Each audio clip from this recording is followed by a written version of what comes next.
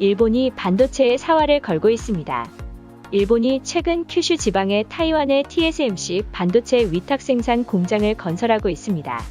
TSMC는 일본 기업과 합작으로 수년 내에 공장을 완공하고 22나노미터급 반도체를 일본 내에 공급할 계획이라고 합니다. 이 사업을 추진하기 위해 일본 정부는 총 사업비의 40%를 지원하기로 했습니다. 뿐만 아니라 일본 정부는 자국 내에 있는 미국의 마이크론, 그리고 웨스턴 디지털 회사에도 엄청난 보조금을 현재 지급하고 있습니다. 그만큼 반도체의 중요성을 절실히 느끼고 있는 것이죠. 일본이 1980년대 이후 반도체 강국에서 쇠락길에 들어섰지만 그전에는 세계 반도체 매출 10위에 무려 6개가 일본 기업이었습니다. 우리가 잘 알고 있는 NEC, 도시바, 히타치, 후지스, 미쓰비시, 마쓰시타가 세계 시장 점유율 50.4%를 갖고 있었습니다. 그때 자국 내에 공급된 반도체는 일본 제조업을 크게 성장시켰습니다. 미국보다 잘 사는 나라였습니다.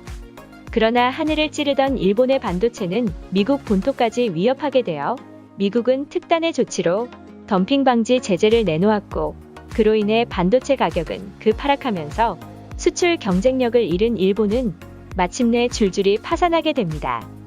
그런데 미국으로부터 당했던 아픔을 뒤로한 채 일본이 반도체를 다시 일으켜 세우려고 IBM을 모셔옵니다.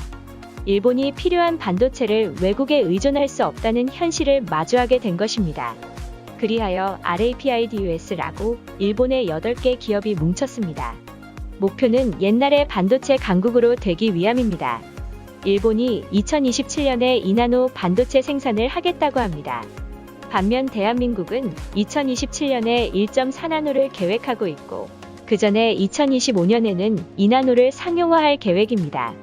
전문가들은 대한민국과 일본의 반도체 격차는 현재 10년으로 보고 있기에 일본의 반도체 도전 성공 여부는 그리 밝지만 않습니다.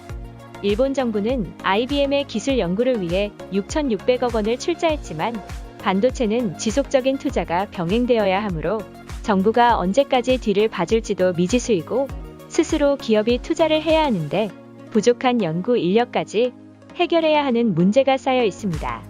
그렇지만 일본은 여전히 제조업 강국이고 소부재라고 하는 반도체 소재, 반도체 부품 그리고 반도체 장비의 장점을 가지고 있기도 하지만 세계 1위 반도체 칩 설계의 기술을 미국이 일본과 공유한다면 또한 TSMC가 나머지 부분에 가세함으로써 벌써 성공을 점치는 사람들도 많기 때문에 대한민국의 반도체가 자칫 경쟁력을 잃을 수 있으므로 지혜로운 미래에 대한 전략이 필요합니다.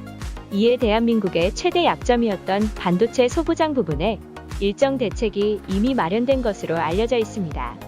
얼마 전 일본이 정치적 문제로 대한민국과 대립할 때 비겁한 카드로 내놓은 반도체 소부장 수출 금지는 여러분도 잘 아실 것입니다. 대한민국은 오히려 그것이 국산화하는 데 자극제가 되었으며 소부장을 위해 미국 회사 랩리서치와 린데사는 2031년까지 1,500억 원을 투자하므로 나름 난관에서 헤쳐나갈 길을 여러 각도에서 준비하고 있는 것으로 보여집니다. 이렇게 기업들이 살아남기 위한 노력을 보면서 우리들도 응원을 보내야 하는 것이 맞다고 생각합니다. 개인적인 바람이 있다면 지난번 운송대란처럼 경제에 큰 손해를 스스로 입히는 어리석은 일은 일어나지 않았으면 합니다.